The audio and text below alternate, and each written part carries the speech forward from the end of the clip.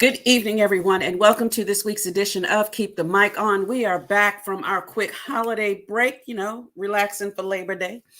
I am Simply Sherry, and as you know, since March of 2020, we have been here pretty much every week in conversation with an amazing artist, an amazing talent, someone that we want to talk to about their journey through this arts landscape. I come to you in each week, we all have a different week, different focus. My week is third week, this segment is called From Behind the Microphone, where we take the time to get to know the person behind the performance, because performers are people too. We want to take that time. Now is your time to let your friends and family know that we are currently live on Facebook and on YouTube. If you are listening to us later on podcast, hey. Uh, so I'm going to take this moment now and kick it to Miss Nicki Jakarta. Damn it. Hey, good people. Welcome back. Listen, let me say, I always say that I am very excited to see who is going to be the guest, right? But this time I'm excited about two people. You know what I mean? We got not one, but two people, a couple of such. I am very excited. So it's gonna be amazing. And I will say that, the hair. All I'm gonna say is the hair. And you're gonna see what I'm saying in a minute. I'm just gonna say the hair. But anyway, I am Nicki Jakarta. My week is called Poets and Platforms, where I interview poets who have platforms for all different types of art. And Simply Sherry mentioned that we've been here since March 2020, but she neglected to mention that everybody that comes on here, they volunteer their time to be here. Volunteer means in free, which we also do the same, but these platforms are not free. So if you would like for us to continue to keep the mic on, I will say that you can follow, subscribe, and you can make a donation to us so you can continue to get these masterclasses. We didn't say it, you said it. We can continue to get these masterclasses. Our Cash App is Keep the Mic On. So please do donate in things and such and so. I am going to kick it to the one, the only. Listen, they don't call her the girl genius for nothing. Let me just say that I always say this, Simply Sherry and Girl Genius can rule the world. If you listen, they can rule the world. Trust what I'm trying to say. So Girl Genius is coming from us in transit right now. Don't worry, y'all. I'm safe. We're kind of on the side of we're in a parking lot, so we're not actually driving. Yay, because that would be bad. Hey everyone, I'm Girl Genius. If you've never seen me before, if you've never been here, welcome. My week is called Let's Talk About the ... Usually books. I'm the first week of every month. I bring on people to talk about their body of work, their books, their films, their all the things, and then dig into how they got from, here's an idea to here I have a tangible thing in my hand that y'all can go see, feel, touch, do all the things.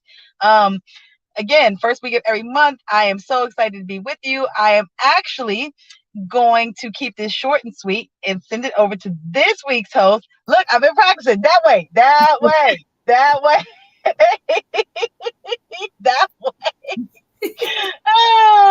All right, I'm kicking it to Miss Cayenne. Miss Cayenne is giving us all the face, the beautiful face, and the lips. Go ahead, Miss Cayenne. Go ahead. Show it. Let me tell you, I appreciate it. Listen, I am Miss Cayenne. I'm a poet, and I know it. I'm super, super excited for so many reasons. I'm going to take a moment here just to shout out my co-host, Simply Sherry, Nicki J, Girl Genius. These ladies, Nicki just said, they can run the world, but really, this group for real, they do run the world. Y'all just they don't do. know. They do. Let me say the reason I said that. Let me just interject. The reason I said that is because I've known these two for years, right? Yeah. But I had no idea what they do for a living. I'm like, you do what? You can do what? How do you do? I know them as poets, right? Right. They are extraordinary poets. But then when we decided to do this thing, which started from a post that I made and said, hey, do we have to go online? And then they were just jumped on and And I was like, you know how to do, you can build. Simply Sherry, she runs the website. I was like, you know how to do that? Right. You know what I'm saying? Like, it's just like, oh, you can build this platform. Listen, if we don't know what we are doing, they'll figure it out. They just be like, just jump on. We'll figure it out as we go along. And that's why I said I agree. I agree. Yeah. I agree. And I haven't known them that long, but I agree. And I'm throwing you in that mix from my perspective because right, I see you guys do what you do with confidence and ease, and it's such a pleasure to watch and learn. So I'm telling the audience that's what's really happening. The world is being run. Y'all just think it's them, but it's really these people right here. So I'm excited to be a part of the team. I am the host and interviewer for a segment called Passion Projects, the reason for your why. And today we have what I call, I've dubbed them, y'all haven't, let me see, you got it? There you go. I have dubbed them the DMV's power creative couple. Now, I don't know if anybody else have called them that, but I give nicknames to all the people in my little circle or outside of my circle, they don't even know. And I call these two the DMV's power creative couple. Now, I'm going to read actually two bios. It's two people that we're interviewing together. This is a couple. And they're powerhouses in their own right. I definitely could have done a separate interview for both of them, and we may consider that if they have time for us individually as well. So let's find out who they are individually, and then then we're gonna watch a little video of some of the things they're doing. Brian Tru and Tori. All right, so Brian Tru is an all-around creative who specializes in photography and cinematography, based in Pennsylvania. Brian has traveled the world over the past 15 years, photographing and filming. The majority of those years, he has focused on music entertainment, capturing artists such as Beyonce, Jay-Z, Gotti, Remy Ma, Nicki Minaj, DJ Khaled, and others. In recent years, his focus has shifted to photographing and filming fashion and live events. He spends several hours each week assisting businesses, churches, and social influencers to increase their brand value. He also doesn't believe in long bios, so we'll stop here and encourage you to take a look at his portfolio on social media. So there's a website up above. You can check it out there as well. Brian can give you a fresh look to turn to some heads in your target markets. And Couturier is currently the owner and curator of The Spotlight, an interactive photo studio where guests can take their own photos, selfie style, be captured by a professional photographer. The Spotlight, located in Towson Town Mall, has 25 themed spaces for guests to get creative while creating content for social media or any other special occasion. Prior to opening The Spotlight, Couturier's focus was modeling and performing. Between 2017 and 2021, she won several plus-size modeling campaigns and worked with a number of big-name brands such as Ashley Stewart, Lane Bryant, Donna Karan, the NFL, and many more. Those opportunities landed her a job with America's favorite TV shopping network, QVC and HSN. In addition to slaying TV and the runway, she also slays the radio and stages across the works with the voice of an angel. She has toured with some of your favorite artists, such as Floetry, Raheem DeVaughn, Carl Thomas, James Fortune, and even has an album called The Healer's Room, available on all digital streaming platforms. So today's focus, or part of our focus today, is on The Spotlight. So stop by. Again, you can see the website above. Stop by, check it out. Listen, hey, what's up, guys? Hey, what's up? Hey, Miss Cayenne. What's good? So now I want the audience to see what Kaniki was saying. She said, the hair, you know. Yes, always beautiful. Somebody's already saying I'm heading to Spotify. Somebody's already heading to Spotify. So I'm going to take a moment. We're glad to have you. I can't wait to dive into a conversation, but we're going to show a clip. Now, you told us which one to show first. Can you give us a kind of prep us, and then we'll show the clip. You want to go? Go. So this clip right here is like a promo clip of our previous location, which is our Towson location. We're currently brand new in the Columbia Mall. So what you'll see in this clip is just some behind the scenes footage of what you can do as a photographer or a model or just a random yo just coming through the spotlight. Awesome. Thank you. So we're going to play that clip, if I'm not mistaken.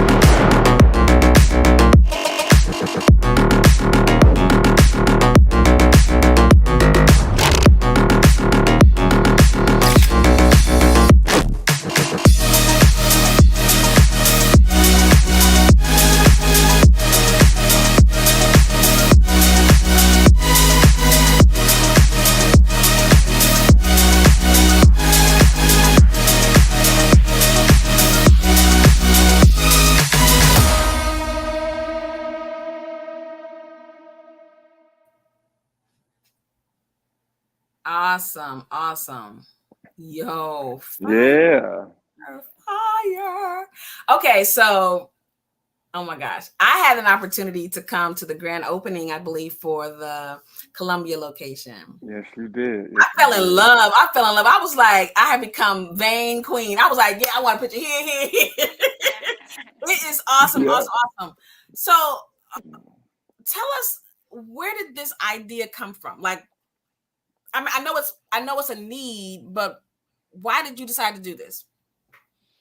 Well, I had a very, I would say, difficult position that I was in at work, where the pandemic hit, and in media, all of my responsibilities kept growing and increasing, but my paycheck was not. And I kind of just got tired of adulting in that way. And I just saw the limitations on how much I could increase myself, my family, our financial status by, the hours that I was able to work and the pay rate in which I was receiving for those hours. There was a limitation on that. And so I just kind of humbly asked God to show me what was next for me. And I kind of put a demand on it. So maybe it wasn't so humbly, but I still feel like it came from a humble place. But I was like, okay, so today is me and you day, and you're going to tell me what's next. So, I walked that, I just drove, and I ended up in several different places. I really didn't know where I was going, why I was going there.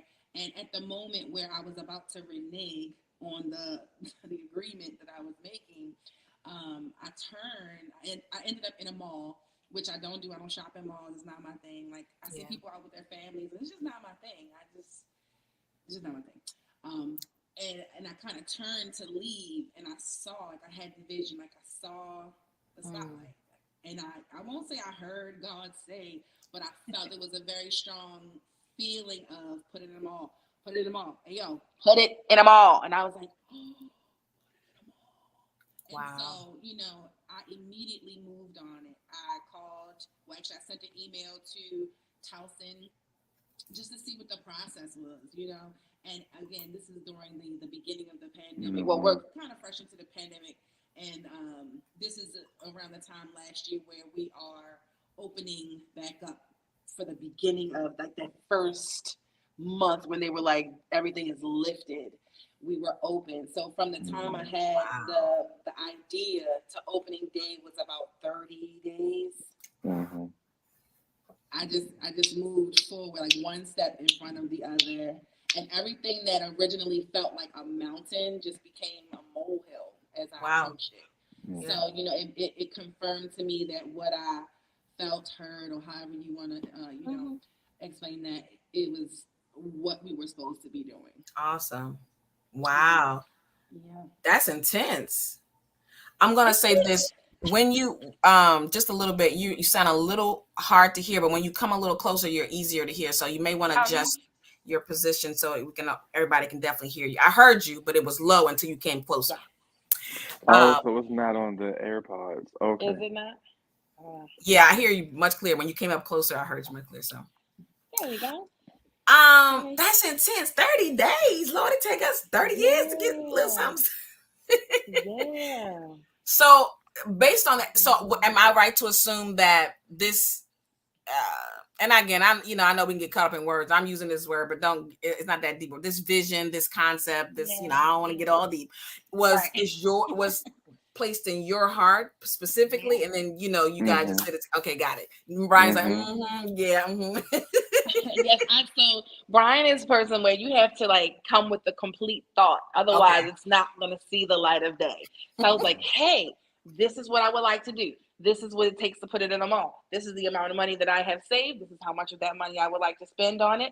Can you, carry us through on as far as the family is concerned while I do this with these savings and dollars and things? Okay. This is the bottom line. This is how much it's going to cost. This is how much the money can come in. And I kind of just put everything into a neat little package. And he's like, all right. That's what you want to do. Okay. That's exactly what I said too. That's what you want to do. See, the folks don't know they about to get a master class for real, because I'm gonna come back to that, because I don't know. I'm new to the team. This is my first year with this team with Keep the Mic On. So I don't think so, but I don't know if they've had a power couple before. So this is interesting. We interview creatives all the time, and they have spouses or significant others, and we may talk about them, but I don't know. And they're supportive, but they may or may not, depending, do things, kind of work together. So I'm gonna come back to that, because that's gonna be interesting. So Brian, I want to talk to you a little bit about, and I'm expanding a little bit on your bios, and then we're gonna move into some more of the questions or whatever. So now I've known both of you for quite some time. I think I've known Brian a little longer, because I think Morgan days is when I remember Brian, and I remember. It's been a minute. And then, so seasoned. Right. So what I do remember most, though, because as I get older, my memories start to fade. So what I do remember most is that you were always a creative guy. Like you were always a creative guy. Like you were always doing something. But I do remember initially it was, Elder Brian in the church, what I'm saying? Young Elder Productions. Young something productions. What was it? Young Elder Productions. Young That's Elder where it all started. Productions. See, my memory is still working a little bit. So tell me, sir, how you move from pinstripe black and white Young Elder Productions? I knew it was coming. Can't get away from that pinstripe suit, man. Yes. To Jay-Z and Beyonce. I mean, just want to know how that happened. Started out as, I think it was a DJ. We were holding parties at Christian parties at Morgan State, and then we came to the point where there was a need of someone to spin the music consistently. And one thing that I share about myself is that I'm a bridge. So if there's ever a need that has to be fulfilled, or someone can't get it done, quite often throughout from those days even till now, they'll come to me to get it done.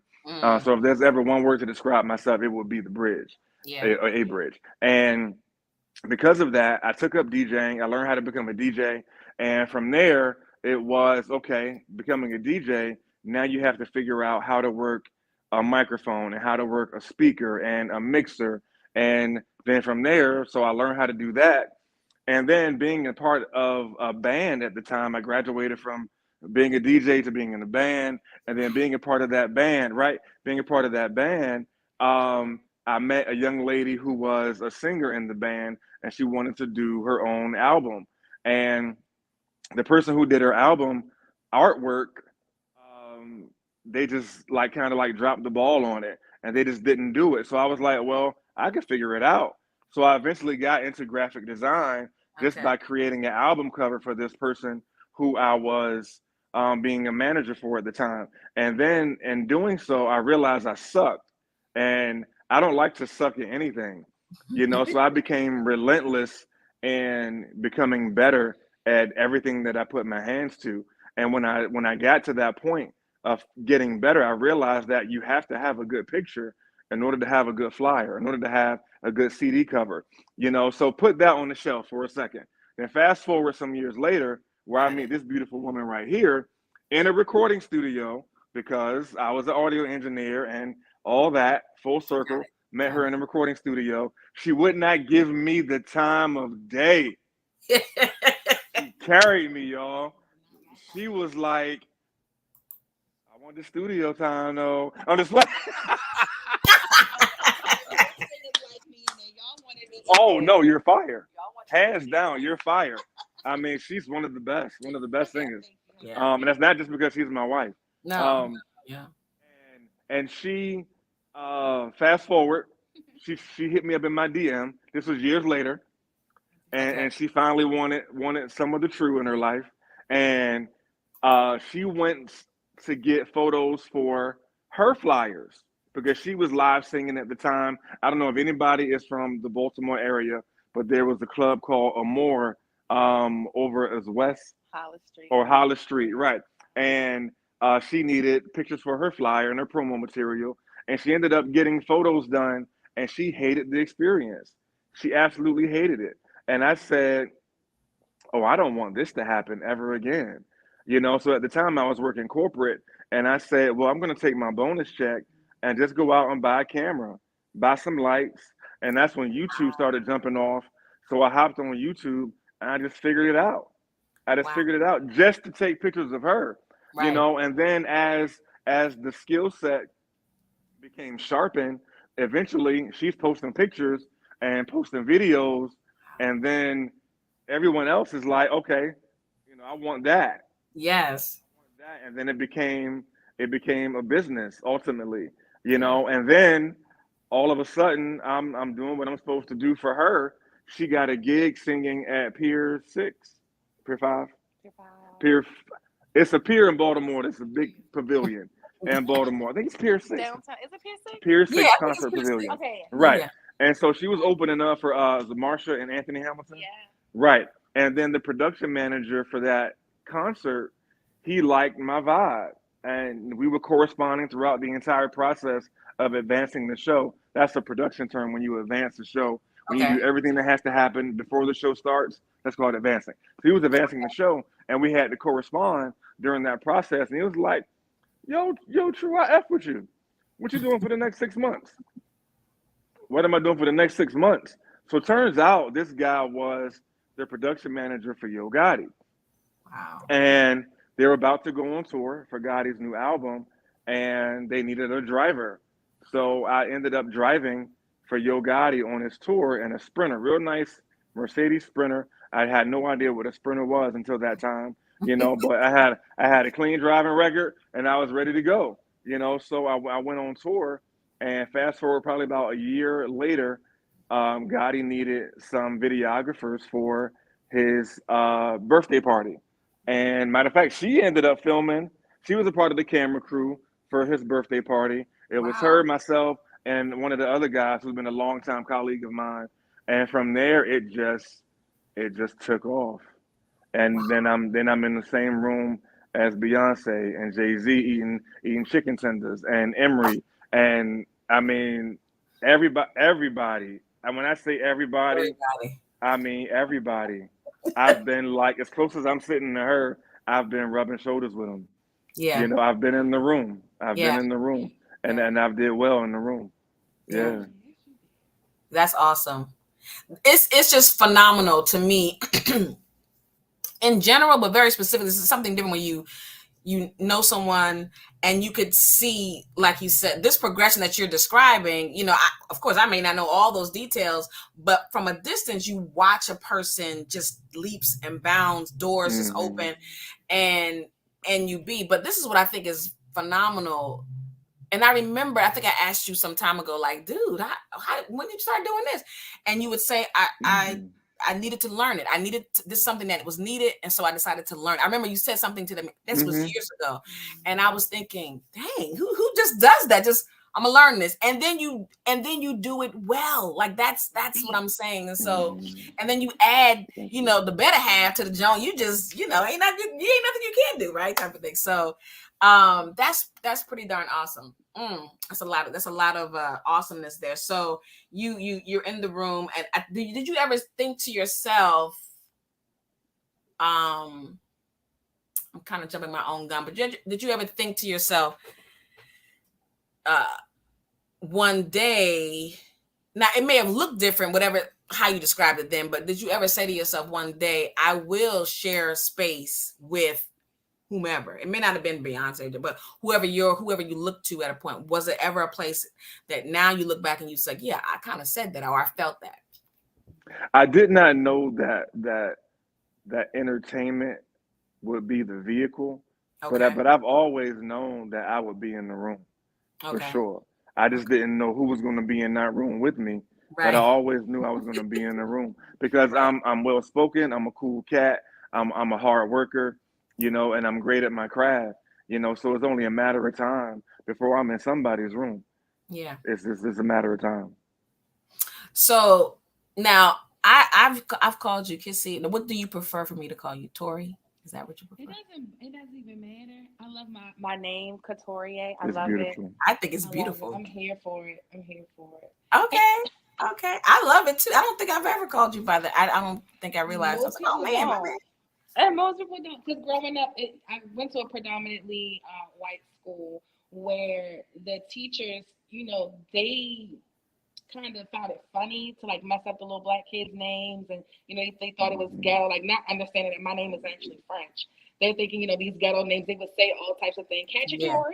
Is Cacciatore? So I just dropped all that. I just call me Tori because it's palatable. Yeah. But getting older, realizing the uniqueness of my name, the meaning of my name, and where I landed as a fit model, just understanding that all things are already orchestrated. I'm gonna go ahead and just roll with that now. Yeah. What does your name mean? You said it's French. What does it mean? So couture design, the person who creates a couture design. A couture design is something that is exclusive, something that is custom made, something that is tailored to someone's body, right? To their Yes. specific shape. So a couturier is the person who creates a couture design. So my mom and my dad were in France. He was stationed there for a time. They were doing their thing. She was watching fashion show on TV, and she's like, "Oh yeah, that's my baby's name." She changed the spelling, but it's the same. It's the same meaning. And now I'm a fit model. I'm the person who puts the clothes on after the designer creates them, and then they take the measurements and nip and tuck it based on Yes. Got how it. it looks on my friend. So it's like already Yes. designed. Yeah. Oh, that's beautiful. Wow, that is like perfect custom made. Custom. Mm-hmm. Yeah. So same for you. Now in my brain, this is me because I'm a people watcher, and in my own, there's a whole lot of narratives going on in my brain. So I'm gonna tell you what the narrative is in my brain. I see a young Tori, walking into the room with family and just taking over the room with her personality, with her smile, with her pizzazz, and just it's a show. Even if it was I'm getting a cookie for my snack, it's just gonna be a show. In my mind, that's what I see a young Tori. And maybe I'm wrong, but were you always a creative, even as a little girl, and always maybe because when you walk into a room, it's obvious because you're so beautiful, you're so confident. Did you always have that even as a little girl? So it's interesting that you gave that I'm going to get a cookie experience because I literally was that girl, but I didn't understand it. I didn't know anything about it. It was just who I was. I didn't understand what confidence was. I didn't understand that some people had low self-esteem, and I didn't get that. But everybody was like that. So one of my earliest memories is being 2 years old. My dad takes me to the store, and I'm like, sweet, what I'm fitting to get. And I'm like 2, 3, Yes. This is one of my earliest memories. And so I was like, all right, sweet, I would like some chips, please. Like I'm really small. I'm on the ground, like knee level. Gosh. I would like some chips. And he's like, oh, I ain't bring you around here to get you no chips, girl. And I was like, come here. Come here. And like he bent down and I like grabbed his collar and I was like, don't ever bring me to a store and tell me that I'm not getting chips. And at 2 or 3, I thought that was normal behavior.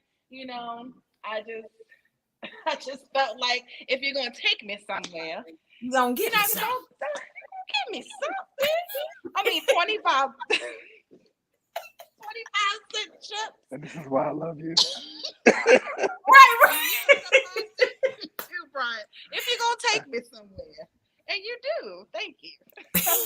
but so that is something that people would consider like dramatic, and people always say, "Oh, you're so dramatic, you're so extra," and I'm like, I'm literally just being myself. To me, it doesn't feel dramatic. I've had to learn to like tone it down, to make myself again palatable for those who cannot take it all in one dose, because it is a lot. But I like it. Yeah, I like it because most people are not as confident in themselves or their gifts to actually just be or do. They kind of have apprehensions and they do that double dutch thing with everything that they're gonna do. It's like, should I, should not? Let me ask this person. Let me talk about it. And I'm not that person. When we opened the spotlight, no one knew we were doing this. Yeah, it was quiet. Unless they were putting their hands to the till, no one knew. Wow. And we just bust out like, hey guys, we got a store. You want to come see? Right. Yeah.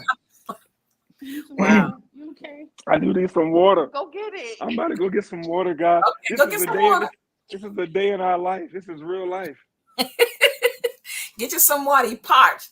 So that's awesome. I can, in my little imaginative mind, I can see that personality and that confidence, and even that, like you said, let me tell you something. That approach to getting something done, like getting it done. Now here's a question for you guys. Go ahead. Can I just say one more thing about that? Yes. In being that version of myself so young, rubbed so many people the wrong way that I lost it.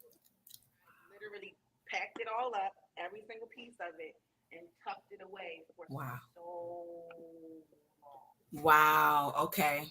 So long, because I was so tired of people saying things like, "Do you know that you're just like hard to take? Like, you come in a room and like you take over. Like, this isn't about you." I'm like, I'm literally just being myself. You know what I mean? Like, I remember like auditioning for different tours, different artists, and they're being like, I cannot be on stage with her.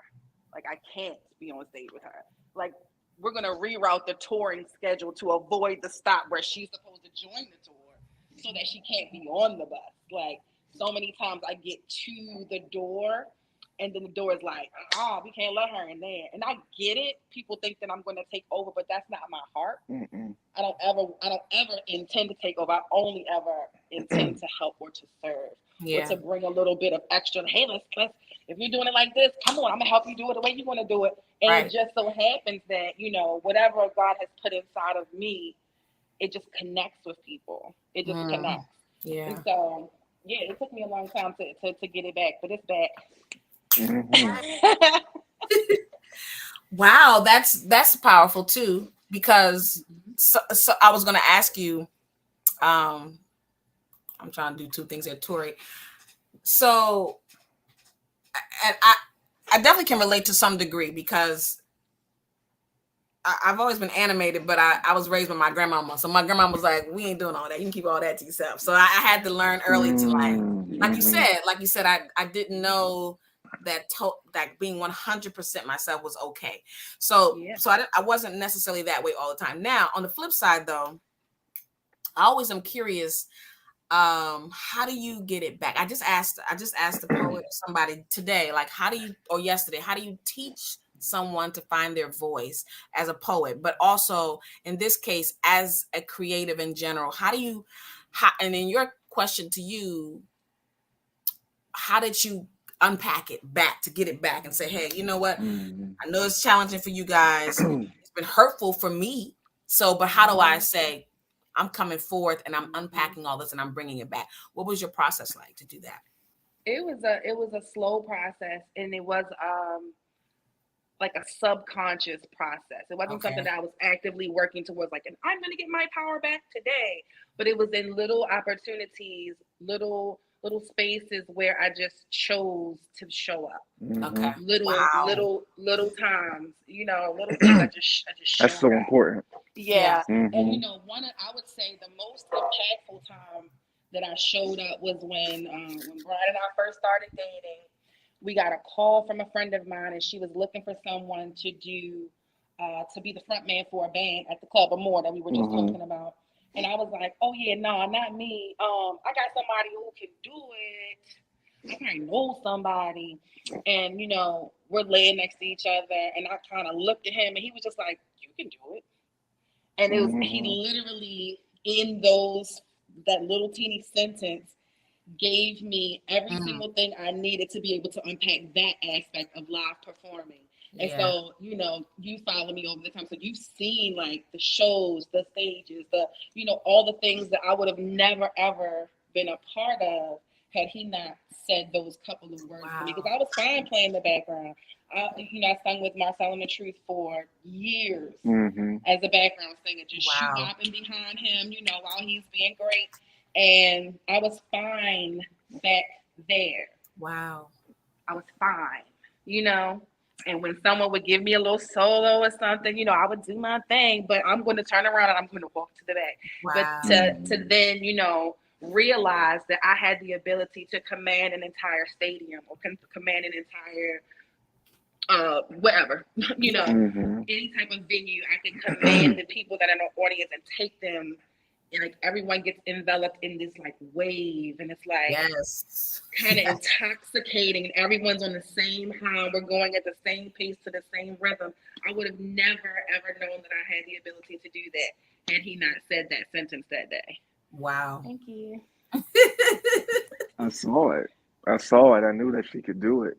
And sometimes you just need that one little word, from someone who believes in you to help catapult you to that next phase. Yeah. And I just happened to be a bridge. Again, I was the bridge at that moment to help get her to that space. And it wasn't even the unique wording, because people would tell me all the time, like they would give me accolades and say things, but I didn't believe what they were saying. I didn't believe that they even believed what they were saying. I thought they were just being nice. Like, oh girl, you sang that. That was great. That was fun. I'd be like, oh, thank you. But on the inside, I'm like, I messed up. I changed notes, and I should have been on this key. I should have said this, what I did, in my head. But when he said it was like I felt that he actually he meant it. Like, how dare you not think that you can? And I was like, well, yes, I can. Yep, and we ended up being there for over a year. Over a year. Yeah, doing shows every Friday night, tearing it up. Mm-hmm. People ask about that space at least once a week still, and this is now 10 years later. What? Sometimes people couldn't even get in. Yeah, it was like standing room shoulder to shoulder, people outside, police coming, it was the event. It was the event to be at. That was our cheers. That was our cheers. Yeah. Now this is beautiful. Even hearing you talk about, how Brian spoke these words, and again, not like it was brand new words, but you heard something, it clicked in your spirit, and ultimately helped to catapult you. Or even Brian, as you were describing meeting her and how it was like, I'm gonna learn this for her, but it catapulted into something else. And you talked about, Brian, I knew that I'd be in the room. So there's a confidence that you walk in, and you've walked in, and there's a confidence that Tori has walked in and walks in. And this is something that, as a single observer, I'm a single woman, but I observe these things constantly in couples. And there's always a sense of competition. I've seen couples that break up, and I promise you, they really would have been a power couple together if they just saw each other as a team versus someone to compete with. Now, when you got two power hitters together, in my opinion, that would be challenging. Do you find that challenging? And if so, well, let me rephrase the question, because I don't want to get into. Let me rephrase the question. You're two powerful couple, two power people. So how do you make it work? Let me rephrase the question. How do you make it work? Yeah, that's it. I'll mention something that we've exercised in more recent years Okay. to help us to manage this and benefit from its potential, and that is we communicate about everything. We talk about everything, no matter how hard it is. We've made a vow to each other in the recent years that we just can't keep things to ourselves, no matter how much we might think that it might hurt the other person. She's gonna say whatever she needs to say, and if she says it, and I need respectfully, yes, and vice versa, and if I need a moment afterwards, or vice versa, we allow each other to have that moment because that was not. I mean, may I? Yeah. Because that was not always the case. There were times in that early years where I would say something and she would say something and it would just be going back and forth to the point where it became unhealthy. It became unhealthy, and it was just us doing what we needed to do internally, as individuals, Yeah. Got it. right? And then we were able to be who we needed to be for each other. We've been together for a very, very long time, and you can imagine when you cohabitate with someone for those amount of years, what you can possibly go through, positively and negatively, and I'm grateful even still for all those experiences that we had because they helped to tailor make the couple that you're interviewing here today and being free enough to have these conversations so that we possibly could help somebody else. Exactly. Awesome. Communicate about everything, even having the hard conversation. I was just talking about that today. I do a live on Facebook and Instagram every Sunday, most Sundays. And today we talked about something about new mercies, but really we're talking about courageous conversations. I call them courageous conversations. The conversations that are difficult to have because they may involve confrontation, they may involve vulnerability, and it's usually with someone that matters. That's why it's so hard. Someone that you do love and care about. So to say to someone that you love and care about, you pissing me off right now. It may be more difficult to say to the person, I don't care what you feel about, you know what I'm saying? So, but it's awesome to hear that you're able to do that with an understanding that it's important to our relationship. It's important to grow. And we made a decision to do that no matter what. So that's powerful. Do you think that is helpful? There's another question as a creatives, because I know in the poetry realm, there's a saying I think it's probably everywhere, but we're real sensitive about our stuff. We're real sensitive about it, you know what I'm saying? Yes. And I think creatives in general can be real sensitive about it. Because it's a one-of-one thing. Yes. One of one, Yeah. Are you guys are, I would imagine, free and talking to one another, even when with feedback that may not be, oh, that was great. Maybe the feedback is, that was cool, but what about this? Like, are you guys comfortable with giving feedback to each other about your individual gifts and talents that may not be the, girl, that was great, guy, that was great? Can you give that kind of feedback to each other? And how do you do it? Is it like ginger, or do you could just come out and say, that was sucky? It's a balance for sure. Okay. There are times when you have to put the sugar on the donut for sure, and then there are times when you just gonna have to eat this dough because you need it. Like for instance, because I want to come back to the spotlight for a second. Yeah. This was her brainchild. Yeah. This was her brainchild, and I may have had certain ideas that I thought would come across well to the clientele, but I couldn't, and I had to realize, this is recent, I had to realize that my ideas weren't going to be the law without her approval. Right. Because this was her brainchild, this was her baby. Now I will say some of the ideas that I've presented have been some of the favorites, you know what I'm saying?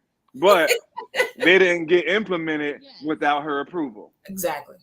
Right. So that's just one example. And then there are other examples. I might mix a song and she might listen to it and say, you missed something. Or I'm editing a video and she'll be like, "Oh, babe, did you know you did this wrong?" Or she may not have used those exact words, but she knows what I need to hear in Yeah. order for me to continually strive for perfection. Because her knowing who I am, she knows that my goal is perfection with everything. Yeah. So sometimes she has to not sugarcoat anything because of time.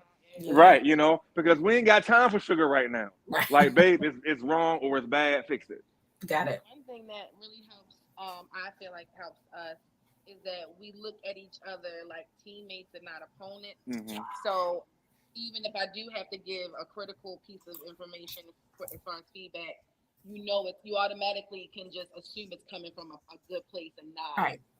a hurtful place. Mm-hmm. Like, I just don't intend to ever hurt you. I never want you to feel Mm-hmm. anything. So I'll even if it comes across, even if my tone or my delivery or anything like that is off in the moment due to time or whatever the case may be, just assume that it's coming from a good place. Mm-hmm. And sometimes we do have to still have conversations like, well, babe, I know you had said that thing that one time. I just wanted to make sure that what you said, this is what you said, this is what I felt. Right. Mm-hmm. And then it's like, oh no, that's not key. what I meant. That's key. Yeah, because I know sometimes Brian is he's a man of very few words.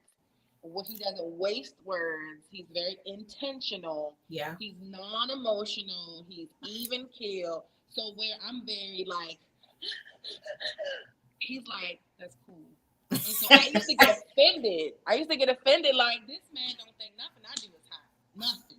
Because everything was cool. The house is burning down. Oh, that's cool. We won $1 million. That's cool. So it's like, well, I don't know how to read. I don't know where we're going. So I'm going to just even make it up. And this is why you have to learn your significant other. Yeah. It's not an overnight process. Yeah. This is over a decade in the making, and we're still learning. Yeah. Every single day. Wow. So, it's worth it. It's cool. It's cool.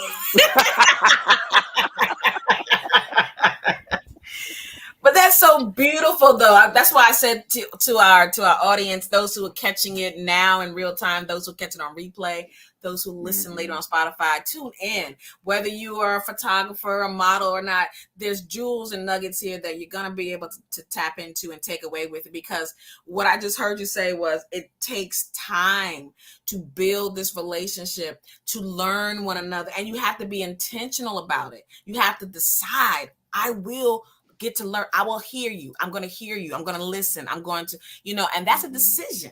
That's a decision. So it sounds like every day you're making a decision to do that. That's awesome. That's beautiful. It is. So, I know the spotlight again, guys. I can't wait to get behind the parts back there again. Cause I was in a place of glee and giddiness. You would have thought I was a straight superstar. That's how I felt. And it's a testament to you guys because the space is phenomenal. I think another friend came with me. I think she's watching tonight. And when she left, she said, thank you so much for bringing that. I needed that. It wasn't even, we were having fun, but it served almost therapeutic for us as well. Just, you understand? I don't know. Was that a part of your intention? Yes. Because as adults, we don't get to play. We don't get to funny. We don't get to just do things that don't have a purpose. You can come here and just do it and you can feel good about it. It doesn't have to be, I'm trying to beef up my social media or I need this photo shoot for my birthday. It's just fun. Yes. And it's a space that children can partake in and also adults. The same settings, the same setups that make us look glamorous can make a kid feel useful, fun, and all that kind of stuff too. Exactly. So one thing that we tried before the painting thing, we tried to do that. We tried to do pour painting. Okay. Paint pour. Paint pour. For just to do something that isn't work related or that doesn't serve a function for financial advancement. And that was fun for a while. And I feel like this is the next iteration of that. We did BTFL. The magazine. Yes. Yes. You guys have done a lot. Every time you match, oh yeah, that's right. Oh yeah, that's right. My goodness. I want the audience to hear some of that. So I'm gonna come back. I was gonna go someplace, but you're mentioning these things, and I remember this. I call you this power creative couple because There's so much you guys have done individually and together that everything your hands touch, I'm like, dang, can't get any better. So can you just kind of list for us some of the things you've done, maybe that you're still doing, you may not all be aware of. I know you did the t-shirts, but I forgot about the magazine. I know you've modeled beautiful work. Just talk to us a little bit about some of the other things that you've done in the creative realm. Well, I'll mention the printing company that's new. That's probably the newest iteration of what we're doing right now. This brand right here is our newest brand. It's called Create Something, and we believe that there shouldn't be a day that goes by without you creating something in that day. Whether it be drawing something, writing something, even if it's one line, you got to create something every single day because that's what we were all created to do. We did a magazine, BTFL, i.e., Beautiful Magazine. We did for a little over a year. And something I'm going to mention briefly about this, and we had a conversation with someone about this recently, is all of the projects that we've done together are really things that have helped to bring us closer. Because these are things that, because we work very, very well together. We work very well together. And because we work very well together, by default, it brings us closer. You know, now granted, we do have those moments where, as we talked about, there might be a little friction. And that's just going to come when you spend so much time with somebody, you know, but aside from that, it brought us a whole lot closer than we probably would have been had we not spent time on projects. So I would recommend to anyone viewing, anyone listening, if you have a significant other and you're looking to build that relationship, just do some passion projects together.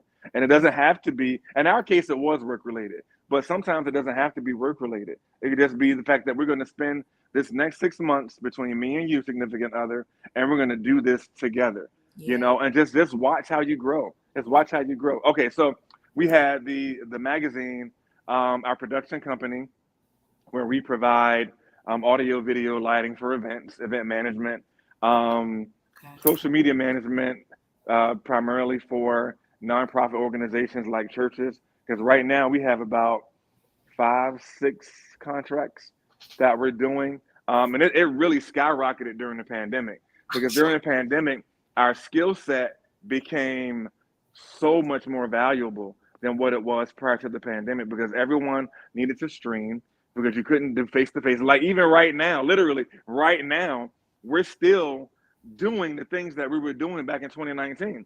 You know, so it's not going away anytime soon. So our skill set is in demand. It's in high demand right now. So we have those contracts. What else are we doing? Sip and paint. Sip and paint. We do the model meetups, the photographer meetups here. Oh yeah, photographer model meetups. We still produce live concerts. Wow.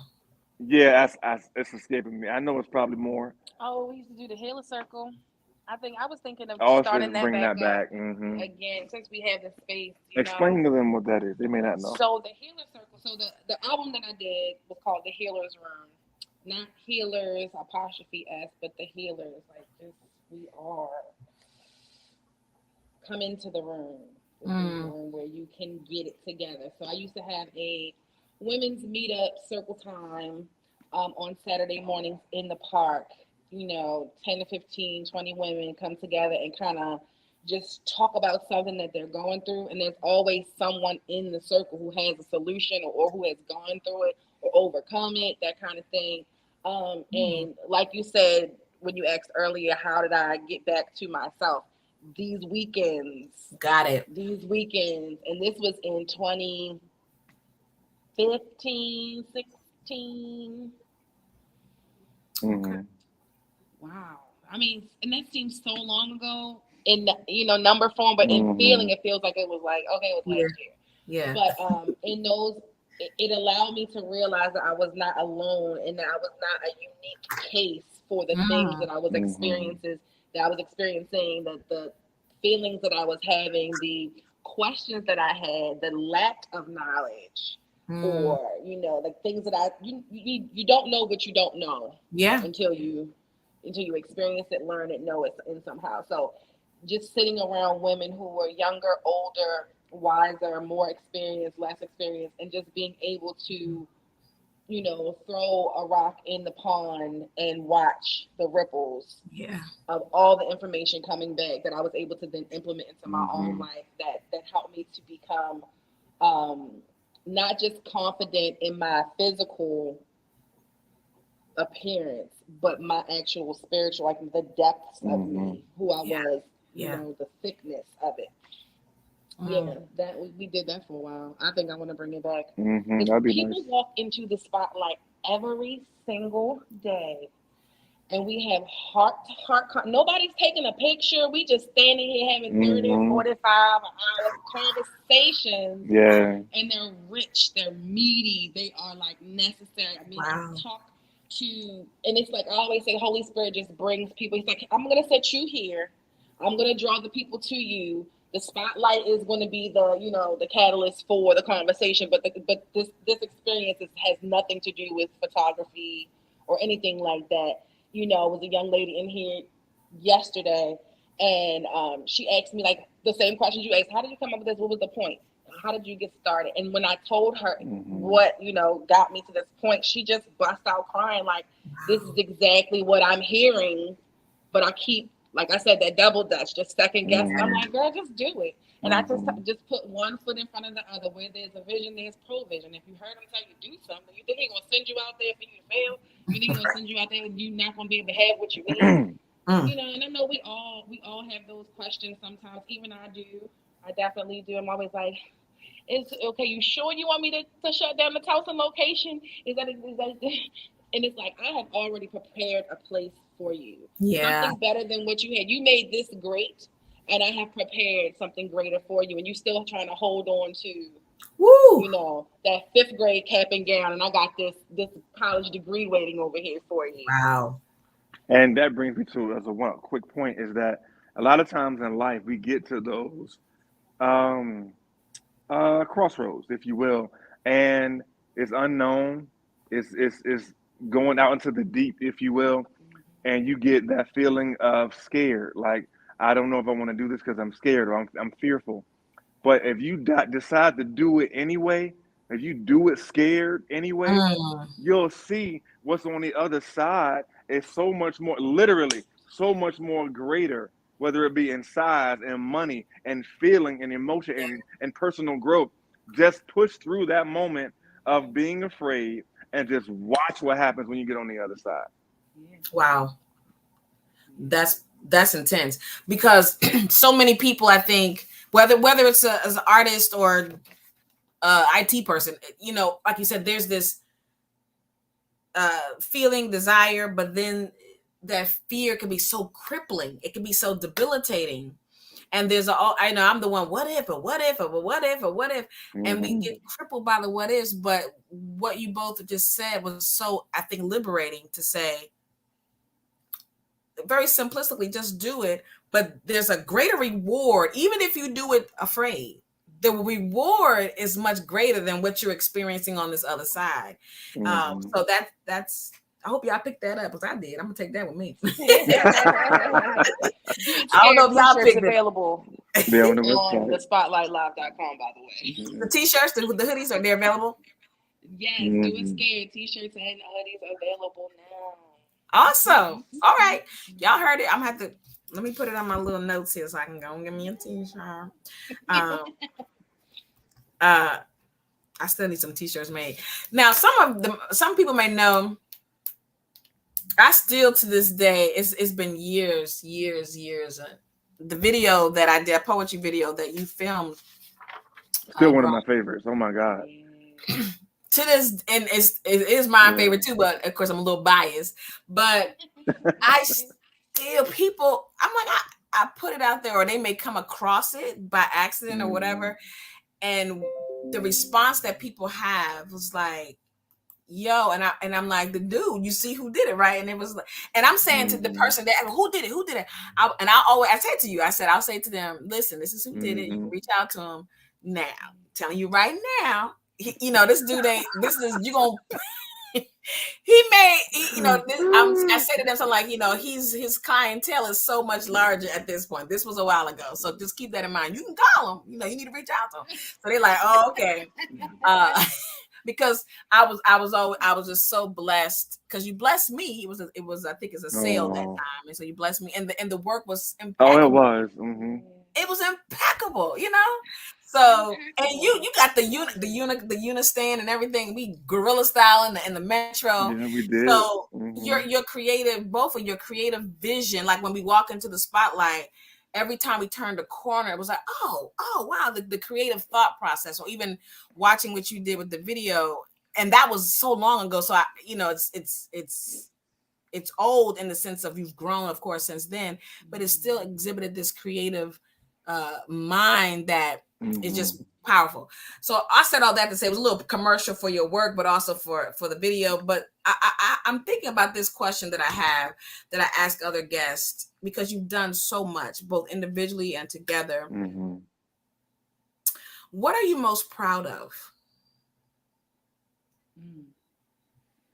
You want to go? I have an answer. Okay. I'm most proud of walking into a room with my kids and they can still smile at me, because I'm often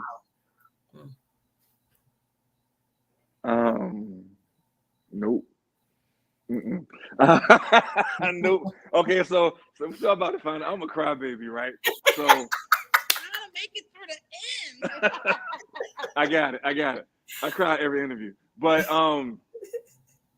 no, because I work a lot, and my kids they put up with sharing their great father with so many different people and throughout the world, and they're still grateful and not bitter when I see them and I'm spending time with them, and whether it be for a couple hours or we're able to get a full day in, they're still grateful to be around me, and they're not like, no, I don't want to spend no time with that nigga. It's that for me that's probably my greatest accomplishment. Wow. Yeah. That's beautiful. Wow. Whew, I'm not gonna cry either. Go ahead. I strive. I really do. You're great, Dad. They love you. Awesome. We How have about 5 you? children. I was going to say, I was like, I'm gonna wait. You got 5 children. You just had a baby. How you do all this? Then you have a baby or another baby on top of that? I don't know. And that's what I said to myself. I said, okay, God told me to do the hard thing. And then he said, okay, do the hard thing again now with the baby. Like, what? Okay. Like, all right, fine. It wasn't like I was actively looking for this space. Like, Columbia called me to come here. They called me like, hey, you've done so well in one of our other properties. We have a space that's kind of built for this. You want it? And I was like, yeah. Yes. Yes. Like, we left the hospital and came to pick up the keys. I mean, like, oh yes, I haven't taken a day off since I had the baby. She was in here with me while we're putting this together. I'm holding her, nursing her, stapling, gluing, folding, whatever the case may be. But to answer the question, though, to get back to the question, what am I most proud of? I am most proud of the relationship that I have with my husband. Honestly, I do a lot of things and all of that kind of stuff, but if there was no spotlight, there was no singing, there was no sipping paints, there was no any of the things that I do. I am most proud of my relationship with Brian because it has helped me to be the best version of me. I'm very proud that we've stuck it out through the hard times because I specifically am a runner. Okay? Oh yeah, she be out of here. Because I personally just feel like I don't have to deal with that. In with whatever. If it's a friendship, a relationship, a family member, a job, like I don't have to. I know how to make greatness wherever I am. I can make anything work. I can make a marriage work with anyone. But there is no one that I would prefer to be in a relationship with. I feel like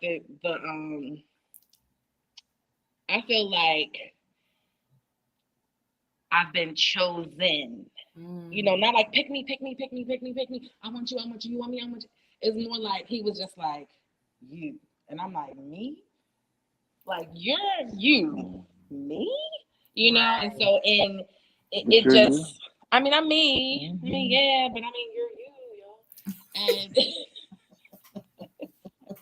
so like every day, like I am who I am, but I also am the wife of Brian True.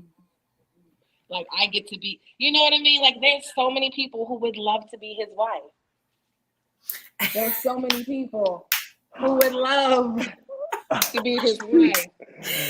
Oh, don't y'all try it. Don't y'all try it. You'll end up on the news. Oh, I do not play about my man. We have been through so much. We have been through so many different iterations of ourselves. And every time adversity comes, we end up on the other side better, stronger, better, stronger, better, stronger. And we actually learn from our lessons, which is our experiences and our lessons that we learn them. So it's not like we're going to keep going through the same dumb stuff over and over and over and over and over again. Like it's not, if it happened back in 20 whatever, it's not happening in 2030 whatever. It's not. Right. One and done. One and done.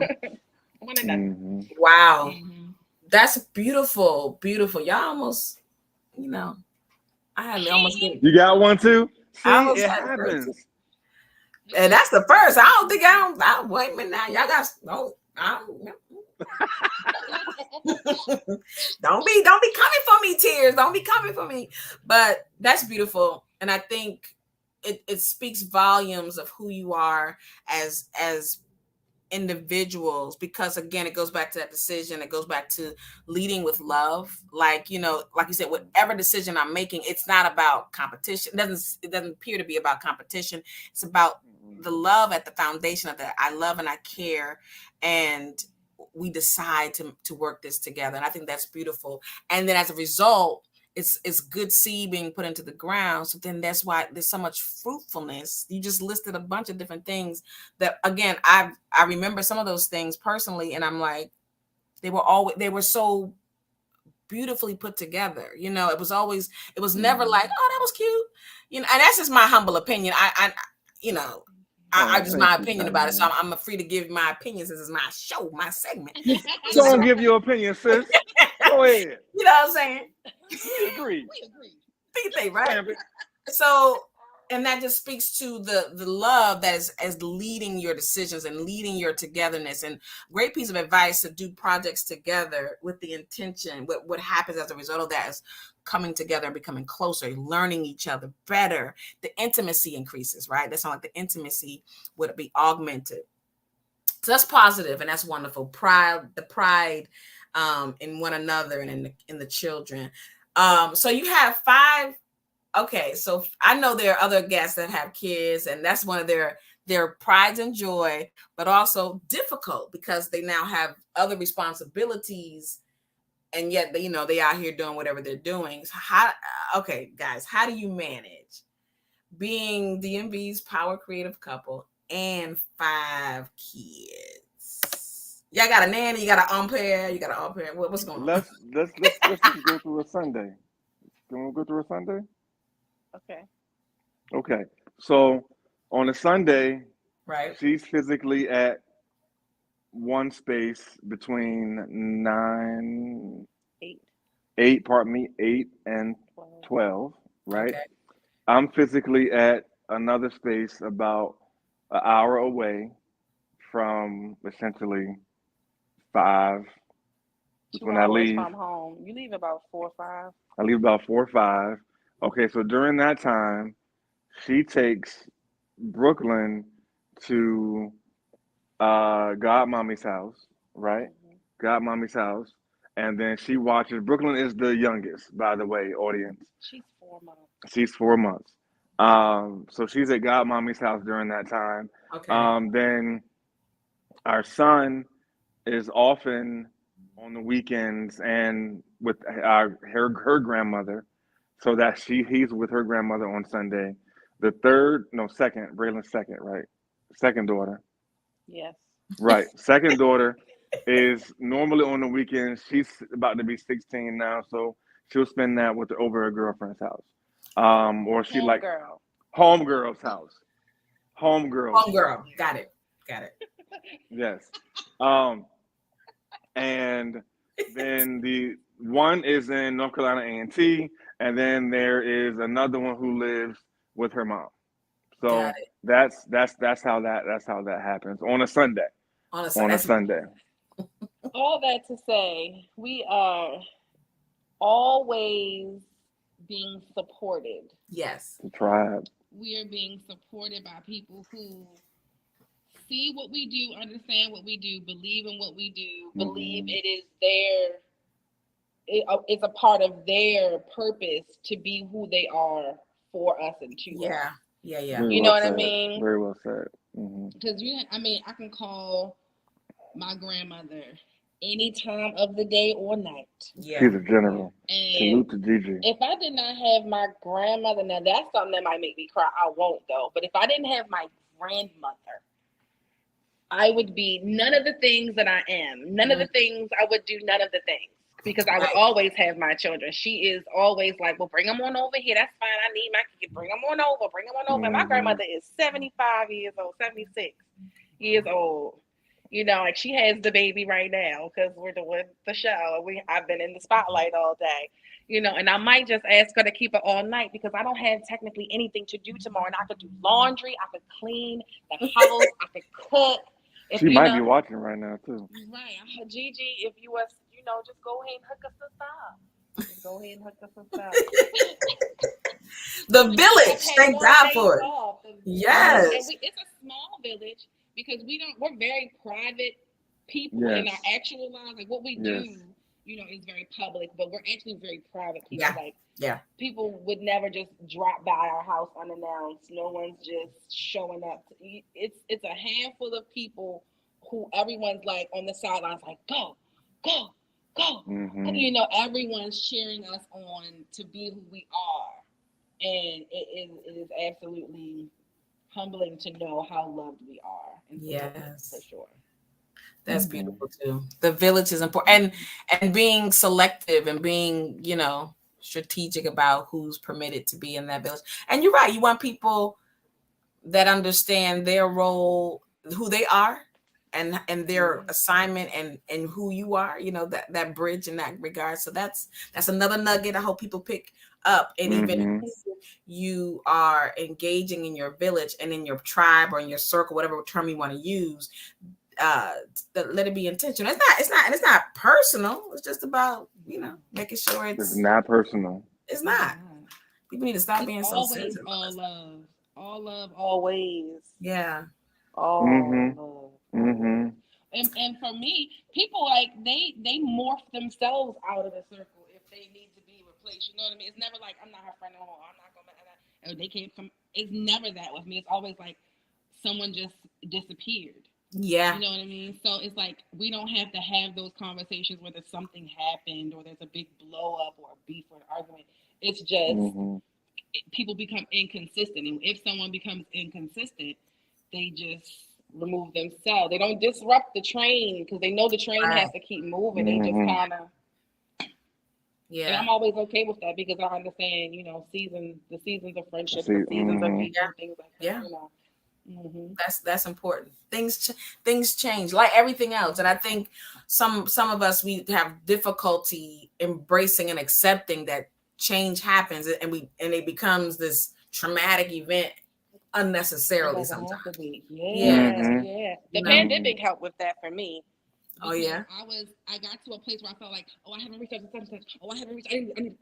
And I'm writing a list of people who I need to let me shoot them a text because now we're not in the same spaces. We're not running into each other. We're not going to brunch or lunch, or we're not doing anything. So it's like I have to actively think to reach out to you, and I'm like doing all this stuff, and then I realize, hold up, ain't none of these people reached out to me neither.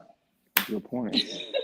But it's okay, and it's not like, well, she ain't hit me during the pandemic, so it's not like that energy. It's more like, when we what's it called, orbit each other's spaces again, everything is always love. It's always all love,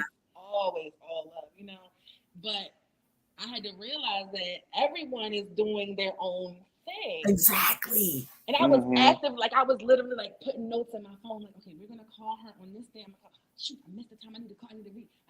And it'd be days where I was sitting, I'd spend an hour like sending little quick DMs or quick texts to a list of people. And then I was like, nobody else is sitting around doing this. Everyone is just living their life. Living their life. Like, no. Like, if a few weeks of not talking to you can, like, trouble our friendship, then that's a whole different That's thing, another situation. Right, exactly. That's a good point. Wow. So my segment is called Passion Projects, and this is this question is the crux of, well, one of the crux of the segment. I like to talk about how'd you get to this point. You know, I'll talk about childhood coming into this point, but this question really is the crux of the title, I guess. So the word passion, right, speaks to intense joy, intense feeling or emotion in general. Of course, there is the sexual connotation of intense affection for sensually or what have you. And it means that, you know, we often associate it with that, right? So now let me see, how do I want to ask you guys this question? So as a well, individually and as a couple, you know, what would you say or define as your actual passion? Because we may assume what we think your passions are or passion is, but how would you define it, or what would you say your whatever causes that intense joy, intense love, intense emotion of sorts? What would your passion be? How would you define it? I would define my passion as the ability to turn on someone else's light. I'm very passionate about causing people to believe in themselves and their abilities, being an example for people to believe in themselves. Briefly, you mentioned about me being a model and things like that. I remember very specifically the day that I realized that I could be a professional model. It was because I saw one of my close friends, not close friends, girl I know from the internet. She got signed to an agency, and I was like, oh, like I can do that. That same sentence that Brian said to me, I was now saying to myself. Yes. And, you know, I made a long list of these agencies I was going to reach out to, and I said, I'm going to do one a week, you know. So we got these 4 for this month. 4 a week. And so I sent out the first round of emails, and before I could even get the second round of emails out, I was already on in the interview and getting signed. Wow. You know, and if I can then translate that same belief in myself and then action of that belief into someone else, that is what I'm passionate about. It used to be about me and what I can accomplish and how I can show people that I actually am great. I actually am. Hey guys, look at you.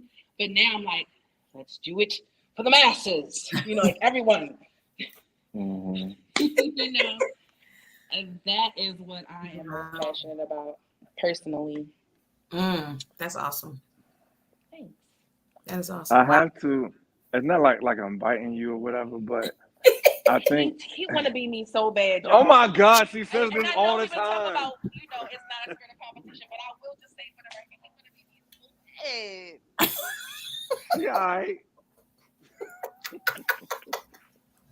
I love it. But no, but I get my passion really is like fulfilling the need for somebody to be able to come to me and be like, I need X, and whether I deliver X immediately or I got to contact 1, 2, and 3 in order to get X. Ultimately, I got X, and they like, thank you for getting X. True, yo, that I could go to sleep.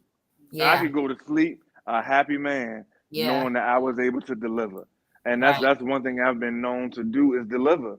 Yeah. And if I had to put that as my passion, that's what it would be. Awesome. If you can be happy with me delivering for you, we in there. Yeah. You have a servant's heart. Yes, a servant, right? I do. What you want to drink? Yeah, the servant's cloth hanging over there all the time. Definitely a servant, and and inspire Tori, I call it, like you said, Tori, to help others, the light come on for others. I can imagine the high that must bring for you, right? Like it's almost a high that others may associate with other things, but the high of fulfillment, that's an intense emotion, intense feeling. Now, the flip side of passion is also known as what describes Christ and his crucifixion, right? The suffering, the intense suffering, which ultimately was because of his love. So it still speaks to the intense love that passion speaks to, but the passion of Christ, or passion, if you look it up, also speaks to the intense suffering that Christ went through as it pertains to his crucifixion. So with that, what would you say? So that talks to me, that speaks to the angst, the friction, the push, the pull, as it relates to being a creative and in your world, in the spotlight, metaphorically and physically speaking. What are some of the push and pulls, the angst, the friction, that type of passion in your creative work? You first. Me first? I called it. Well, I think I won't say the only thing, but the one thing that it kind of gives me a little angst, and again, it's just like you said with Christ, it's out of a place of love. It's when people don't support or utilize the platform I'm trying to provide for them. And it's not like, I need y'all to come so I can make the money. It's not that. It's like, hey, as a Black young creative, you're limited by your access or your resources. Yep. So, Black creators are not making as much money as white creators on YouTube, on TikTok. They're not getting credit. They're not being given the opportunities to go on the Ellen Show or, whatever the case may be. And this space is created so that you could come here, have something dope behind you, as opposed to, if you growing up in Park Heights, you got a brick wall, you got a boarded up house, you got, you know what I mean? And so to have a space where you can come and create, and then on top of that, like, yes, we charge, but there are people who come here and I'm like, just go make something and send me what you make, or you can come in for free, but then give me the content so I can put it on our social as well. Because I want us to have a space, because like I said, people, when I tell you the lengths that the devil went through to make me pack all of this greatness up and put it away. I can remember being a child and people, my voice, I have a very nice voice. Great, thanks. But I remember people being like, you can't sing. Or my best friend being like, I'm jealous of you. Like when we first got together, my cousin drove to my house, had me come outside, sit in the car for this conversation, and she's like, have you ever been jealous of me? And I was like, absolutely not. Why would, where is this coming from? And she's like, because I'm jealous of you. Like, I'm your big cousin. I was supposed to get married before you. I was supposed to have kids before you. You know what you want to do in life. You got your stuff figured out. And I'm like, what? Well, I don't got nothing to do with me, sis. But just from a child, just children, the way my teachers treated me, the way other children treated me. I mean, it was times when I was like eating lunch in the locker room by myself. Wow. It's been times where like the teacher had to literally like sit the whole class down and like spaz on the class for how they were treating me. Like, like that girl who's like, daddy, and it's like, leave me alone. Like, I was that girl with all this that I had. Yeah. It was that experience, But if I were confident in my abilities, my singing, my modeling, or whatever the case may be, if I was confident in those things, I would have had an outlet. And it wasn't, and so my outlet became promiscuity. How can I get the boys to like me? If the boys like me, that's just it. Like, okay, so I was intent on finding a husband at 12 years old. I was like, so this is what I'm gonna do. Okay. This is because I wanted a family. I didn't want to be alone. I didn't want to grow old. I didn't want to be, I wanted someone, because I felt like everyone that I loved or that I wanted to be around, at some point it was like, we have decided that we don't like you. You know what I mean? And I just wanted my own. Right. You know what I mean? So That was a heck of a tangent. But the angst again is about when people don't use the space, because I have created the space for the kids who feel like that, to be Yes. able to come here and get their creativity out without anyone judging them, without anyone saying that's bad. You did that video wrong. It's like, it's Yeah. not, bro. You know, to get over that sensitivity that us artists have. That's what is the angst. It's like getting the people in the door. It's like, how many ways and types of marketing do I need to let the people know that we are here for the people, to do the things that the people need to do? Right. So that is what creates my angst. Yes, I feel you. Let me calm myself down because I'm You feeling that sweating, angst. baby. I really felt it because I want the people to come in. Like, yeah, we make money off of it, but technically these scenes and these sets are created so that other people can come in and be great as well. Yeah. For sure.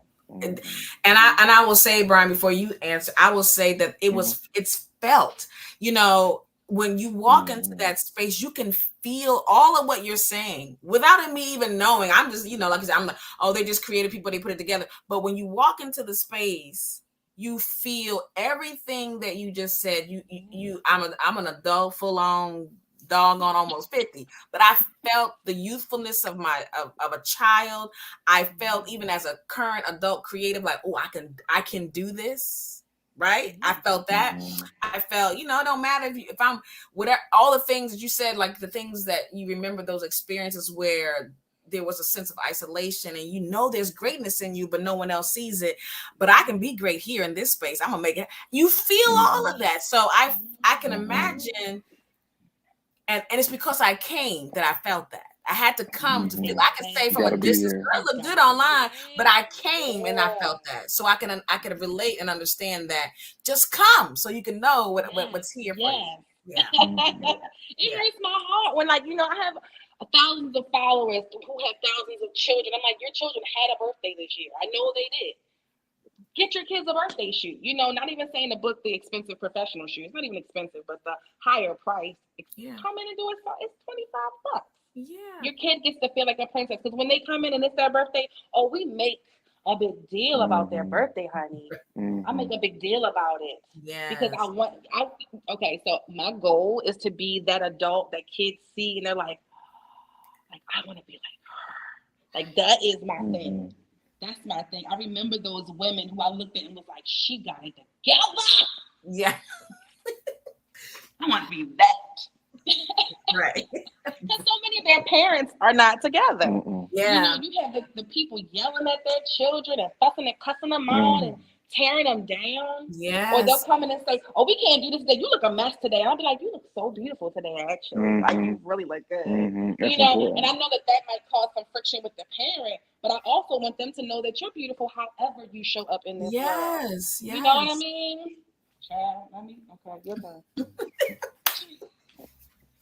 Yes. It was a perfect segue when you said you're a current adult creative. That's huge, and that sums up sort of what my passion is, and that is the fact that so many people get stuck and they don't want to continue to grow as creatives. Like, being in this industry, as long as I've been in this industry, one of the number one things you hear is that, man, I know what I'm doing. I've been doing this for 25 years. Okay, I get what you did 25 years ago. Like, I even say this about myself all the time. Like, yes, I've shot Beyonce, Yo Gotti, all that. I've done all of that. You know, but what did I do today? Yeah. What did I do yesterday? Yeah. You know, so when you said I'm a current adult creator, I'm like, she got it. She got it. Because, I like to learn something. Again, create something every day. I like to learn something new every day so that I don't get stuck. Too many people in this industry get stuck. And like when to give you one quick example about when you go to a concert, at the concert there's this thing called a mixing board, right? Okay. Back in the day, I'll say probably at least at this point, it's probably about 20 years now, there used to be these things called analog mixing boards where they're non-digital, right? And nowadays everything has transitioned into becoming digital. Oh, even more practical example. Today I went and got my hair cut, right? And I normally don't go to like a traditional barbershop because I normally have a bald head and I just do it on my own in the mirror. But I went to the barbershop today and I noticed that all the barbers had wireless clippers. I was like, when they do that? So, you know what I'm saying? I'm used to the barber having the cable going all the way up under the joint. Right.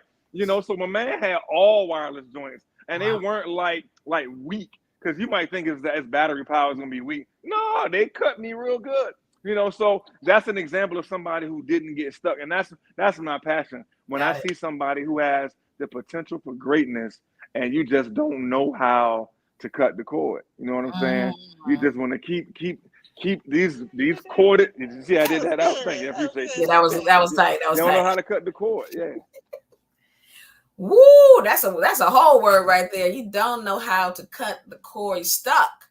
Just stuck. Stuck. Just stuck. In my mind right now, I'm looking at the visual. I remember years ago someone told me this I don't know, I guess it was a real story, but the elephant, you know, they at one point they were using elephants in circuses and abusing them and chaining them. I You have to remember. break the spirit of the elephant. And they would chain the elephant and the chain was but so long. And so the elephant only could go in a circle of the based on the length of that chain. So they would walk in a circle around that. And then they did that so much that when they took the chain off the elephant would still not go outside of the circle, of the circumference of his range. And that when you just said it just now, that's what I saw. Is like you have ability, you have opportunity, like even a place like the Spotlight, there's opportunity to do new things, you know, but because I've been doing it for 25 years or I'm not comfortable with this new place, or man, everybody's on the TikTok, I don't know nothing about it, and that's fine, it may not be a thing, but you won't even try, you know what I'm saying? You won't even try. So I'm probably broaching that age myself, but there's still an openness to learn something or connect to someone who can and can, you know. Yeah. So I think that's a paramount. It's paramount, and let's not get stuck, folks. I'm putting it out there for the audience. Let's not get stuck. Be able to cut that cord. Man, I can talk to y'all all night, and I know y'all don't have all night. It's so great. I can talk to y'all all night. It's very natural. Oh, it is. We told it's gonna be a conversation, and I was like, "Oh man, I gotta redo my questions because it's a couple." I was like, "You know, it's all good. We'll flow." And it's so much that you've been giving us tonight, man. Every now and again I'll have a guest, and I'm like, "Okay, let's see if we can have them back for us round 2 because there's so much that we could go into." I think I'm going to let me look at my little list here. There's a couple questions, and the team may have questions, and I'll say this is a great segue for those who are watching. If you have questions, be a great time now to put your questions in the comments. If you have questions for Brian, Tru, and Tori, you know, any thoughts or comments, of course, this is a time to do it so that they can respond to you. Let me see here. I think I'm going to ask one more question, and then the last segment of my questions, I do wonder and whimsy. I have silly questions, but they're not really silly. They got meaning to them. Yeah, that's cool. You know, so I'll ask before I get there though. Any projects that you have coming up that you would like the folks to know about, or if you want to even give, I know we're going to show a video before we exit out and come back, everybody, and that you may want to kind of highlight what that's about, but any additional projects that you may be doing or coming up that you want the folks to know about, tell us. So we're going to be putting together a calendar of events for the Spotlight. So I just want to encourage everyone to go to the website, thespotlightlab.com, put your email in. Point to the website. I was like, what are you doing? But yes, go to the website, put your information in so that you'll be added to our email list so we can tell you things that we're going to be doing in the Spotlight, in the current space. We do have event space here as well, so we're able to have like birthday parties, events, that kind of thing. So we're going to be doing sip and paints. We're going to be doing date night, game night. What did we do at Towson? Speed dating. That was fun. And then something that we're developing currently is an event for married couples where we can come together as couples and have those same kind of conversations, talk about those things like we did with the Healer Circle, but for couples. And then, of course, it's a date night event for married couples. where of Okay. course they will be able to utilize the space as a selfie museum to have those couples pictures taken. But then we also have hard conversations, soft conversations, maybe a little light fare, Yeah. maybe a little light fare, games, things that we can, being an adult, being married, being a parent is very heavy sometimes, and so just somewhere where we can come and laugh and joke and learn. Oh, that's gonna be beautiful. That's gonna be Yeah, awesome. I can't wait.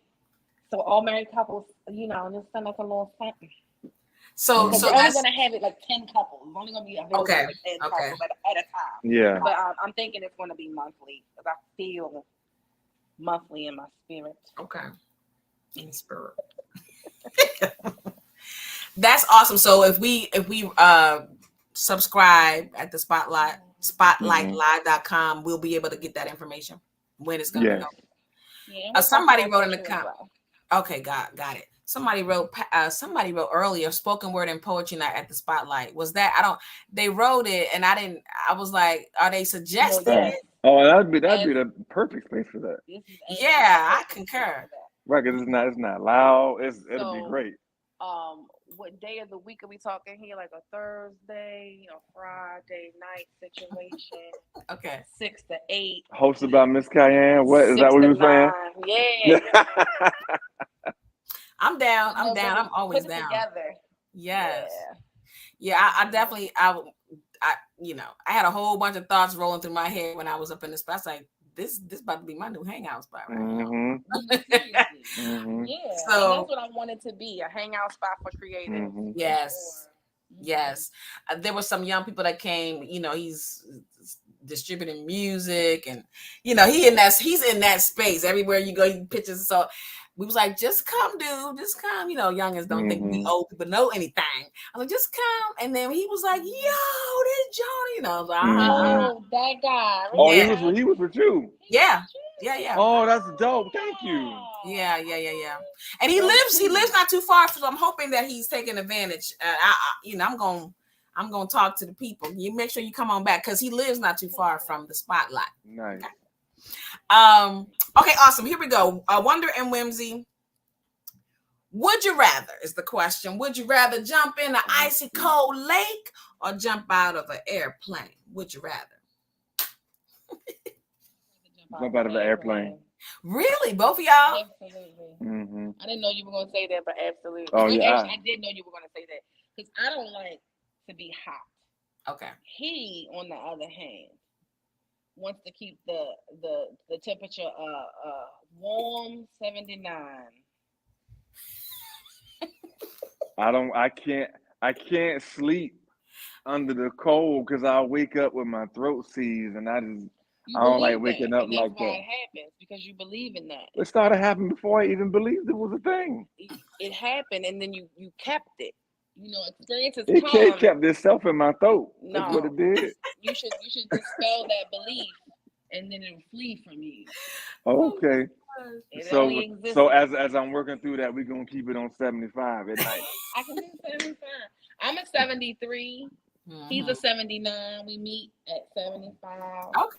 He's 78. I'm 73. Oof. Yeah. Compromise, averages and stuff. Averages, yes. Averages. Averages and stuff. Okay. That's hilarious. So jumping out of a plane. Ooh, I don't know. I don't like to be cold. I despise the winter. And I'm a winter baby, but I despise the winter. I don't and then I'm still working through my heights, my thing. I'm better, but I'm still working through it. So I don't know what I would do. Well, I think jumping on the plane is easy because, of course, it's going to be somebody attached to your back, and I'm probably going to pass out at some point. Right. So, I'll see you on the ground. I love those. Oh, let me tell you real quick. So I had a height thing too, right? Yeah. And then I ended up going overseas on tour, and they had this, the things that they show in the movies where the fire department shows up and they blow up this really big balloon bed. Yeah. So it was like one of those things, and it was probably at least like 4 stories in the air, and I was like, all right, if I'm gonna get over my height thing, this is the easiest way to do it. So, when I went up there and I just let go and I just fell backwards and I did it, after that moment, I really didn't have any fear of heights anymore. Like, I jump up on like a 12-foot ladder right now like it ain't nothing. Yeah, he used to not get on ladders. Yeah, I was not a ladder guy at all. We got to hire somebody for that. I'm not doing it. Yeah. That was your line. That was definitely your What? line. But now so try that. Try that. I'm gonna have to try. I'm gonna try. I'm gonna try. I said I was gonna go. Oh Lord, what's the thing called? Sky zone. Yeah, zip lining. Zip lining, and do some rock climbing to get, because I want to. That's my build up. And then I was gonna do Eye Sky or whatever. That was my other. That was my. Oh, the one in White Marsh. Yeah. Yeah, the White Marsh thing. So I'm getting there. I just ain't got there yet. But somebody's saying they love the idea of couples date. I'm just seeing all the comments. Now, here's another whimsical question for you. I'm gonna give you a word, whatever word, you can just say it out loud. You don't have to defer to one another. Just say it out loud. Whatever first comes to your mind when you hear this word. Don't think too hard. All right. So first word, passion. Christ. Sure. Okay, got it. Good. And purpose. True. Jonathan Nelson. Jonathan Nelson. True. I love their husbands. I'm trying not to think about it. Because I just came from church, so it's like. I love it. That's you doing what I'm asking. Everybody else be thinking. They be like, they come some degrees. I'm like, you thought about it. Okay, here's a third one. Pink Panther. Oh, wow. That was great. That we ain't even practiced that, and nobody's ever asked us that question. Ever. That was cool. That was cool. Oh, ooh. Such an awesome interview here. And then my last question of whimsy. And while I'm gonna, before I ask this question, I'm gonna have my co-host prep the video so we can play that on our way out, and then we're all gonna come back for any questions that they have in the comments and in doubt. So if you had a billboard space that was dedicated to your words, right, that would that would stay posted up and visible to be read by anyone and everyone, well past you being alive, well past you being on this earth, what would your billboard say? Create something. Yeah. Mm-hmm. Got it. That's good. That's good. Yeah. Mm-hmm. Awesome. All right. So I hope what we're gonna do is we're gonna play this video. Now this is tell us what this is. WJZ, right? A WJZ. Yep, you got it. Yep. W something. Yeah, something. Let me not disrespect her. Thank you, Miss Amy. Thank you, Amy. Right. And Marty. And Marty. Thank you, Amy and Marty, and the whole WJZ team. Awesome. Up TikTok especially. So, I mean, what was your idea to bring this to life? Well, all morning long, Amy Kawada has been learning the art of crafting the perfect selfie. She sure has. She's in for Marty today and takes us inside the spotlight in the mall in Columbia. Hey, Amy. Ooh, some props there. Was that what that was? It was a baby. Oh, right. Hey, good morning. Yes, it was a baby. It was the newest selfie queen here at Brooklyn, but this is Tori Brown.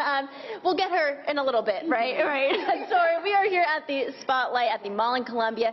Tell us where we are, what this space is all about. Yep, so this space is where you can come to take the perfect selfie. You're able to take your photo shoots, and we actually have event space, so you're able to have parties and host events in this space as well. Some things like game night, date night, girls night. Those are things that you can host here, especially birthday parties. Our clients have been telling us that we are the birthday headquarters. Oh, birthday headquarters. I like that title. So we have 34 rooms in this space, which is incredible. So this is a content creator's dream. It is. So we are going to walk through these rooms. So tell us kind of what, you are the mastermind behind all of this. I am. So being a model, you're always looking for the perfect set that looks like, you're somewhere extravagant. So I created some sets that can give people the background for a story. So this is what we call the love wall. So you're sitting here, you've got your journal, you've got your pen, you are journaling, you're taking those pictures, and then you're able to communicate that self-care module you want to give to your client's house. So, you know, it's whatever you can create in the space. So you have to have your own bit of creativity to put on top of mine, but I've done the foundational work for you. I love it. So, you know, it's not just about the ladies. We have the men, too. So, you know, Tim, if you want to come out here, take a selfie. We have a wall of, what is this? Cars. Yes, this is cars. Yep, this is cars. Start your engines. Yes. So the whole idea of this, I mean, this is something that's new, obviously. Social media has been blowing up, TikTok especially. So, I mean, what was your idea to bringing this to life? I knew that young people and us older people needed a place like to come and just be creative. Sometimes, especially during the pandemic and all the other things that are now happening to us, you need a place to have some fun. And so I created a playground for adults and children alike. I love it. It is a fun playground. Me and K2, we have been going through all these rooms, playing with all this stuff, and each of these rooms, they're equipped with everything you need to take the perfect selfie. So what is that? Absolutely. Tell You're us. going to get yourself a ring light. You're going to get a Bluetooth shutter, so you're able to just pose and click, and then you're able to get that selfie perfect, or that TikTok just perfect. Or if you're a web star, you can actually create your YouTube series in the space as well. I love it. And what's so neat is your husband is a professional photographer, so you don't even need to go out and find anybody. You have everything. It's a one-stop shop right here. Yes, he took some really room. awesome pictures of you. Yes, I was just going after you, channeling my inner selfie queen, trying to make my selfies out here. So this is a Pac-Man room. Yes. So this is kind of a full tour of this space. We are at the mall in Columbia. How can people find you guys and, you know, sign up? So we are in the mall in Columbia on the first floor. You're right next to Nordstrom. Don't forget that part, okay? And you can also find us online on all social media platforms. I'm at The Spotlight. I am A-T, The Spotlight. And then also thespotlightlive.com. I love it. So thank you so much, Tori, for hanging out with us all morning long and teaching us all the good things about selfies, you know, the important stuff that we need to know these days. But yes, we will send it back to you guys in studio.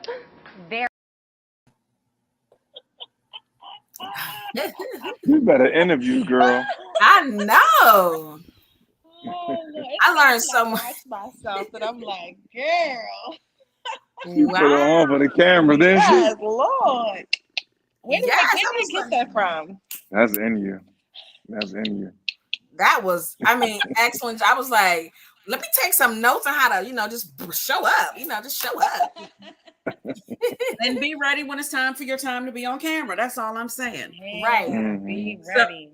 So I know we have a couple of questions. I know we have one question in the chat, but as the interview has gone on, I have written down my own questions. So question number one is for Tori, because you mentioned that there is a moment of self-doubt and picking apart of your own work as you're doing it. I happen to have a friend that does this as well. How have you worked on that so that it is not as prevalent? I don't think it ever goes away, but you know how, but you seem to have a mindset of at least tamping it down. Yeah. So, case in point, my hair, right? So there was a time, so this is like my signature hairstyle. This is what I typically wear. I mean, I wear other things, but for the most part, I wear this because it's easily recognizable. So you can meet me 5 years ago, you can meet me today, and you'll be able to recognize this look. But when I first started doing it, right, it became a trend in Baltimore. Everybody was wearing it, right? And I'm like, oh my God, they banging on me, they're taking my stuff, they're taking my stuff. And then I had to realize all the things that I create are not for me. None of the things that I create are for me. They're to share, to put out. So I had to learn to let go of those things. So even when I have the doubt of, you know, is this going to be good, or are people going to like it, or is this right? Am I doing this? It's like, it's not for you anyway. So whatever comes out is what is supposed to come out. And I genuinely believe that. So even when I have those feelings, I'm not trying to actively be like, don't think that you're going to be great. I just know within myself that whatever I put out is going to be received by the people it's for. It may not be for you, it may not be for her or him, but whoever it is for, it's going to reach them. Like the Holy Spirit does everything with excellence and precision. So it's not about me anyway. So I just Put it out Perfect. there. Okay, so my next two questions are about the spotlight specifically. How did you come up with the idea of all the different vignettes? They said in those pieces says there's 25. 35. 35. Yeah. Oh wow. I don't know. Honestly, it's like little downloads, like little flashes. Mhm. And I see like a piece of something, or I may see like a record, and I'm like, oh, a record wall, and then I may run past the thrift store and I see a guitar, and it's like, a wall of guitars. But actually, that was your idea, wall of guitars. It's a hit too.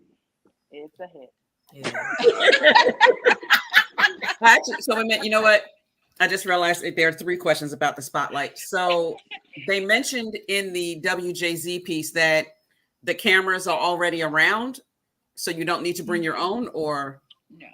So you're going to come in, and we have two options of photography. We have selfie style, where you come in with your own cell phone, and we give you a phone holder or a ring light, and you're able to go individually and take your own pictures, or you can book a professional shoot where Brian does the photography for you.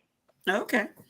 And my last question is, how much is it? How long is the session? Let's just say for somebody wants to come in with their selfies and do it themselves for the day. Yeah, so selfie photography is going to be $25 per person for 30 minutes, or $45 per person for an hour. Professional shots start at $100. 30 minutes with Brian. 150 pictures on the flash drive. Take it with you same day. Say that. Wait a minute. Slow it down and say it again, because Brian hit on something that, as a promoter and poetry host myself, that always gets me is our poets and artists don't have at least one high resolution headshot. Yeah. So slow that down. Okay. And run that price. Run it back. Hot off the press. It's hot run off it the back. press. It's hot off the press. Can I answer a question first, or you want to go? No, answer the question first. Okay. It's fine. So professional photography is going to be $100 for 30 minutes with Brian Tru, where you will receive 100 to 150 pictures on a flash drive that you can take with you on the same day. Thank you. Half an hour and a trip to Columbia. And a trip to Columbia, yes. It's a very nice mall. They have great food around here too. They do. I know. Go Bus Boys.